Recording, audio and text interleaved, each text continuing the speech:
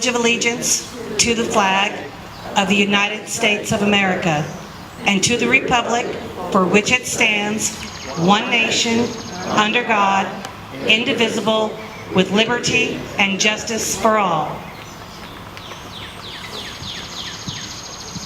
Thank you.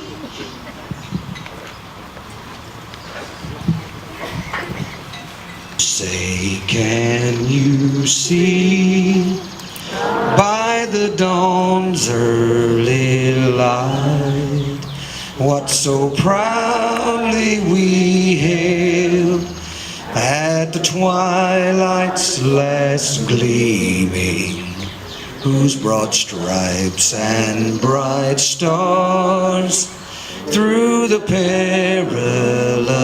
fight o'er the ramparts we watched were so gallantly streaming, and the rocket's red glare, the bombs bursting in air, gave proof through the night that our flag was still there. Oh, say, does that star-spangled banner yet wave o'er the land of the free and the home of the brave? 1868. Just try this again. Back in 1868, then Commander-in-Chief of the Grand Army of the Republic, General John A. Logan, first issued a proclamation. And in that proclamation, he stated that there should be a date set aside in which we Americans would come together as a people and to lift up and to honor those who had fallen on the field of battle. Since that time, we Americans have kept faith to that reverent and noble ideal. For the past 147 years now, we've gathered in front of such courthouses as this and other worthy venues to lift up and pay tribute to those who gave up their very lives on our behalf. Today, all across America, fellow Americans will take a moment, lift up, and remember and honor those who made the supreme sacrifice. In John chapter 15, verse 13, it says that there's no greater love than to give up one's life for one's friends. Many of us here today who are veterans will tell you that the bonds that we make while serving in the military are some of the strongest bonds imaginable, and that rarely in civilian life will we find bonds between men and women that rival those made while serving in the military. And for good reason. For if you've lost a buddy to war, inside, like so many family members, a piece of us dies as well. For over 240 years now, in homes all across this great land of ours, loved ones have watched as their beloved answered our nation's call. Husbands, wives, and increasingly more so today, children. For many, it would be the last time that they would ever see that family member, that loved one, alive. Young, vibrant lives cut short by the horrors of war now rest in peace in our blood-stained soils, or have found homage in distant lands and in deep seas. Their memory serving as a constant reminder as they rest in eternal repose. In a few minutes, we will list the names of those from Weakley County who made the ultimate sacrifice on our behalf.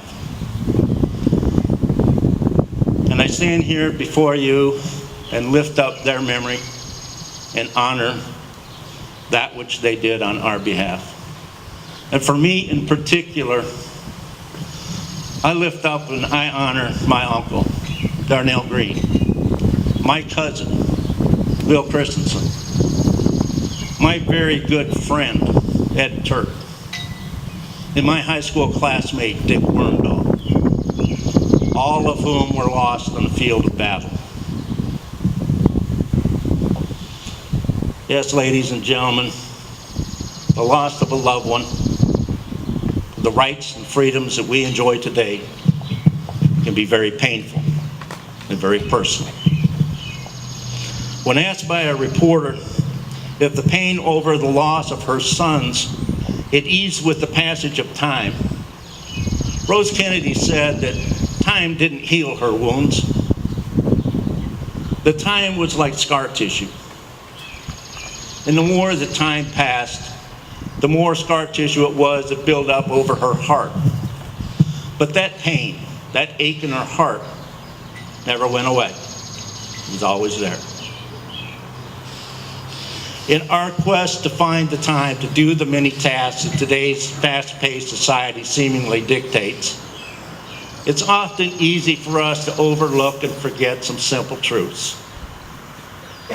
And sometimes, such as moments like this, we need to stop, step back, and remember that that flag, that symbolic representation of our freedom and independence, was bought and paid for in blood. That it was bought and paid for with the lives of loved ones. That it was bought and paid for on the backs of young men and women who will remain forever eternally young. We dare not ever forget that the price of freedom is very expensive. The freedoms that you and I enjoy here today, the right to free assembly, the right to speak out against injustice, the right to bear arms, the right to worship our own God, the right to vote, and yes, even the right to complain and criticize, was bought and paid for by young men and women who will remain eternally young. For a nation of people to forget that the altar upon which so many brave Americans were sacrificed is to toll an ominous bell, a bell that forewarns us of a dubious future. I once had a conversation with a father who had lost a son to war.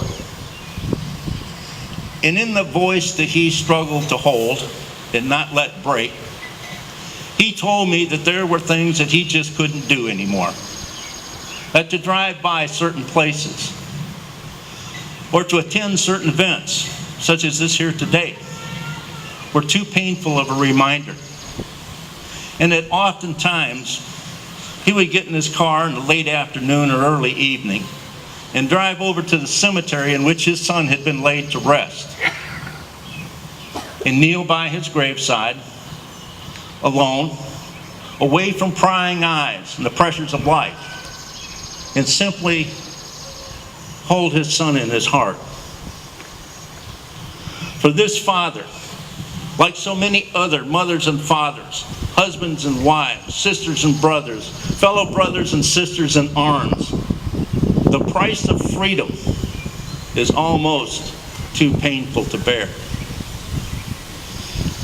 Maybe Lincoln's words are best remembered when he said at Gettysburg, "It is rather for us to be here, dedicated to the great task remaining before us, that from these honored dead, we take increased devotion to that cause for which they gave the last full measure of devotion.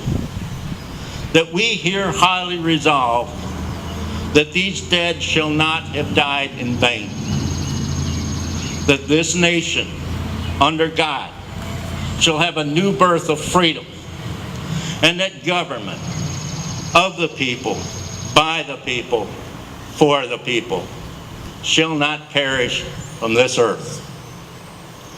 As a community of people, all that we can do here today is pay homage to a brave group of Americans.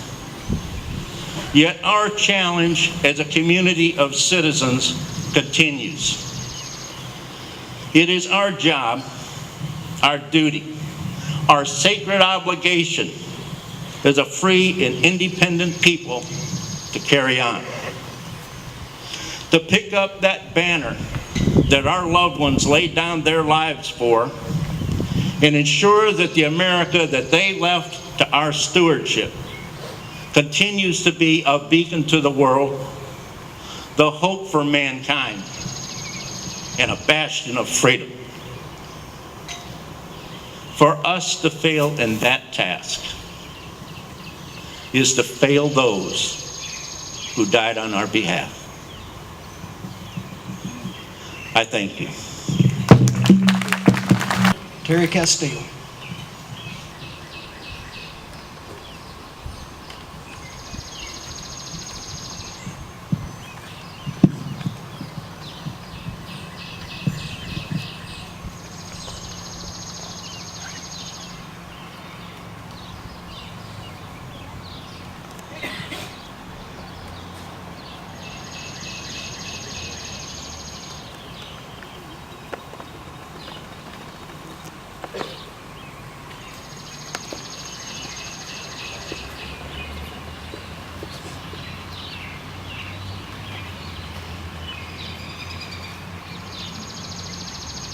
Good morning. My name is Roger Van Cleve. I live in a community of Gardner just west of Martin, Tennessee. I was a member of the United States Marine Corps and I fought in Vietnam in 70 and 71. And I'd like for just a minute to tell you probably the fondest memory that I have of Vietnam. When I got over there, and I hate to plug a newspaper, but there's no way around it. The Weakley County Press used to send out free newspapers to all the veterans serving in Vietnam, and I really appreciated that. And I think probably if you lived in Dresden, the Dresden Enterprise might have done the same thing. I don't know. So now I plug both newspapers in this county. But along about September, when the monsoon season began to start, I would get the newspaper would come loose from the wrapper, and all it would have would be the address, that little brown thing with the address and no newspaper. I wrote a letter to the editor of the press and said that I would appreciate if they would put it in plastic things so that I could get my newspaper. And here about, I don't know, maybe a month later, this major walked into base camp, and I was a corporal at the time, and walked into my base camp and said, "I'm looking for Corporal Roger Van Cleve." And I thought, Lord, what have I done that a major's come looking for me from the Air Force? And I said, "Yes, sir, I'm Corporal Roger Van Cleve." He reached out his hand, shook my hand. He said, "I went to school with your mother." And so we introduced ourselves. His name was Major John McVal. Val and Sons, you know, there were two brothers, and Val and Sons, one of them chose a career in the Air Force. And so we became very good friends. He informed me that an airman by the name of Mike Smothers, which many of you probably know, was also serving over there with us. And we spent Christmas Day together down at Major Val's place. It was a kind of a house trailer of sorts, I guess. It was what the officers lived in, but it divided into two sections with a door that one resident could go into the other. And he roomed with the chaplain of the Air Force, and I don't know his name, but he was a bird colonel. And so when we assembled on Christmas Day down there at John Mack's place, Mike and myself, as we were grilling out, he shared with us what happened on Christmas Eve. You know, when the night before, his wife had sent him a kind of a wine making kit over there just for recreation or whatever it was, but sent it over there. And so he set that thing up to start. I don't drink, so I don't know. Well, I did then. But I don't know how you make wine, but if yeast does something other than whatever. So he started that up, and a little bit after midnight, when the visions of sugar plums was dancing in his head, all of a sudden this tremendous boom came out. And about 10 seconds later, here come the chaplain of the Air Force out in his boxer shorts and T-shirt with a 45 sidearm in his hand, hollering, "Incoming, incoming, get up, John Mack, we're being bombed." And he just had to, he said, "Well, sir, it was my steel blew up." So he fondly loved to do that. But it's that was memories that stayed in my mind. There were a lot of bad things happening in Vietnam, but there were a lot of good things happen. Anybody that's ever served in service in a foreign country or even in a foreign state, if you can find somebody that lives in the South, that's good. And if you can find somebody that lives in Tennessee, that's great. But if you can find somebody that lives in your county that you've known, that is fantastic. It's like going home. And we called this place here the world when we were in Vietnam. And our thoughts were coming back to the world. I've told you a story about the three of us who made it back. We are here today to honor those that didn't make it back. And at this time, I'd like to read the World War I veterans who gave the ultimate sacrifice, that gave their lives in trying to maintain a free world and a free country for us. James M. Allen, Brian Arnold, Frank H. Beasley, Casey F. Brand, Pleasant V. Bowers, Hully Cantrell, Charlie A. Cabin, William Franklin Cooper, Hubert B. Cruz, Errol G. Curley, Herbert Wesley Glasgow, Closey Hawks, William A. Hicks, Conrad Hunter, Herbert J. Jones, Willie A. Jones, Elkins B. Higgins, Joe T. Kennedy, John E. Kirby, Herbert E. Lamb, Wolford Laster, James C. Long, Pierce McDaniel, Austin H. Mosley, Cassa A. Nubble, Herbert B. Parham, Haile R. Penick, Walter Reese Phelps, Jake D. Phillips, Claude Poston, Oda Rodman, James H. Russell, John C. Scott, George Stanfield, Homer Sullivan, Fred L. Thomas, Clifton L. Williams, Lesky Williamson, George Joseph Young, William Herbert Griffin, Grover Cleveland Swain, Ernest A. Lamb, Hubert Wilson, Lindsey Greer.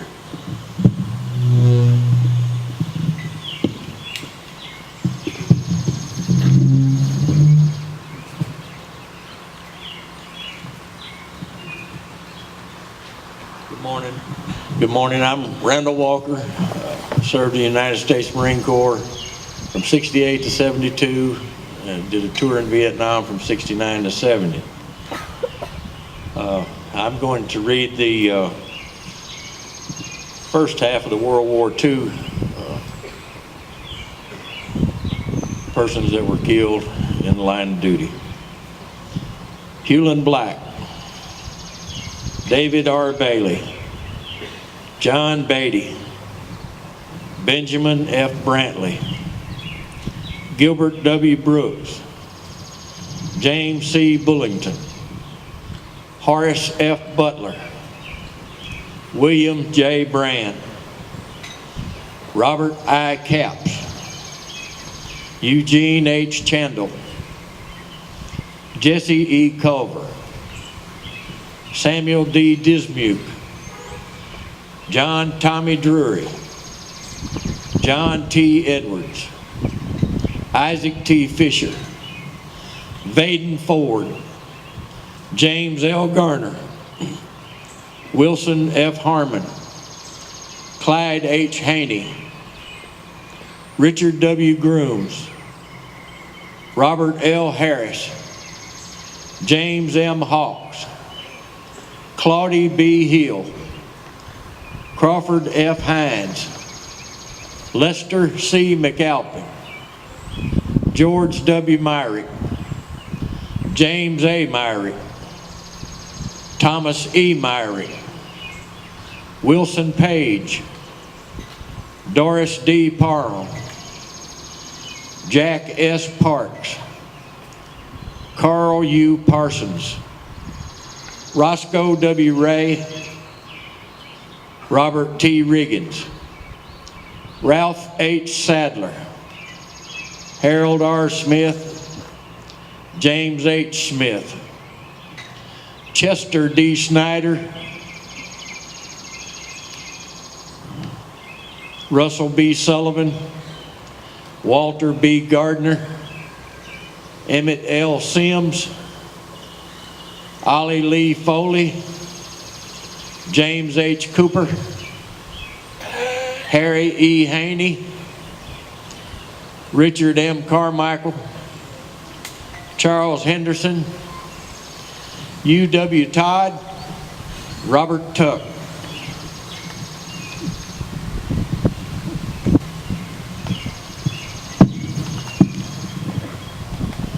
My name is Christopher Kurt, United States Air Force retired, veteran of Iraq and Afghanistan. Like all the men on my list today, my grandfather served in World War II.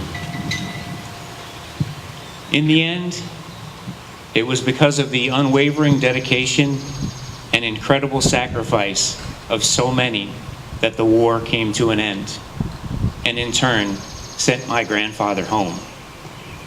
To those men, I am eternally grateful.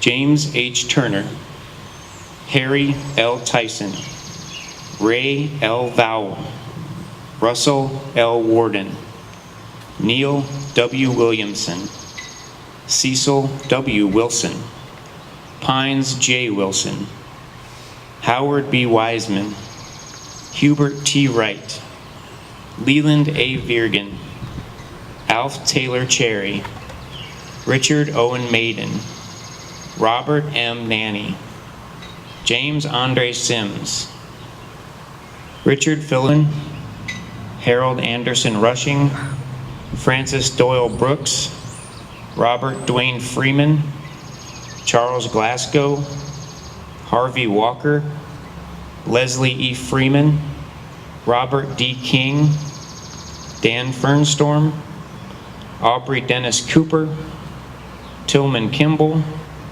Eugene Holly, Fred Maddox, Aubrey Hawkins, James Thomas Long, Paul William Gills, Howard Edward Gardner, Jamie M. Essery, William F. Hobbs, Warren Buck Dawson, Joe Clyde Grooms, Jasper Odin Bird, Leon Biggers, Ruskell Haskin, William Estel Scott, Emerson R. Page.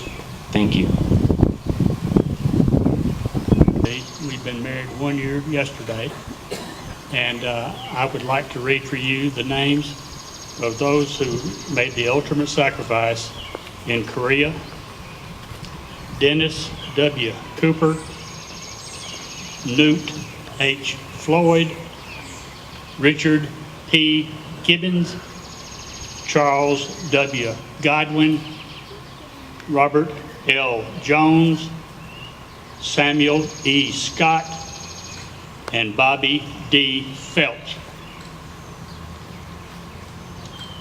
Those who made the ultimate sacrifice in Vietnam: Kenneth Dale Bills, Jimmy Owen Call, Danny E. Carlton, Aubrey G. Davis, John Edwards Davis, Harry Garrigus, Joseph F. Hayes, Herman Leroy Huey, Joseph E. Royster,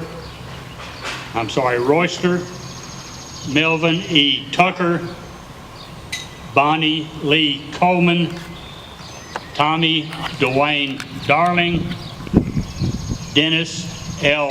Long, James Wayne Chambers, Samuel A. Besant, Tommy Kearney, Richard L. Kelton. Now for those who made the ultimate sacrifice in Iraq: Thomas Foley III and Dustin D. Laird. Also, I would like to say I was a proud member of the United States Marine Corps and served in Vietnam from 1967 to 1969. Thank you. Direct your attention to the releasing of the doves as a symbol of peace for our nation. Any of you that like to move around where you can see them, feel free to do so.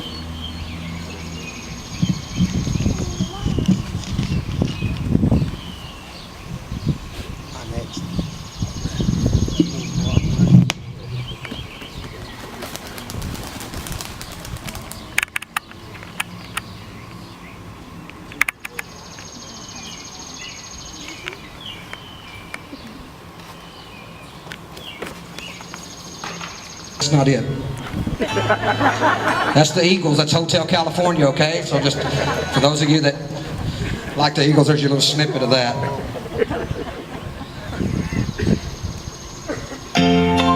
There it goes.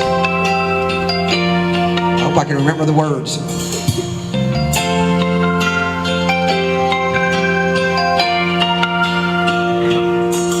If tomorrow all the things were gone, worked for all my life, I had to start again, just my children and my wife. I thank my lucky stars to be living here today, where the flag still stands for freedom, and they can't take that away. And I'm proud to be an American, where at least I know I'm free. And I won't forget the men who died, who gave that price to me. And I gladly stand up next to you and defend her still today. 'Cause there ain't no doubt I love this land. God bless the USA.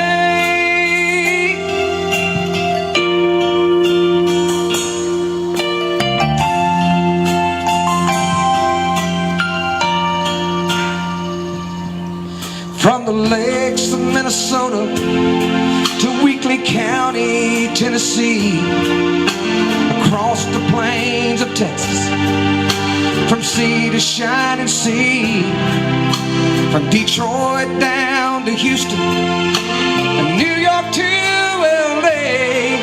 Well, there's pride in every American heart, and it's time we stand and say that I'm proud to be an American, where at least I know I'm free.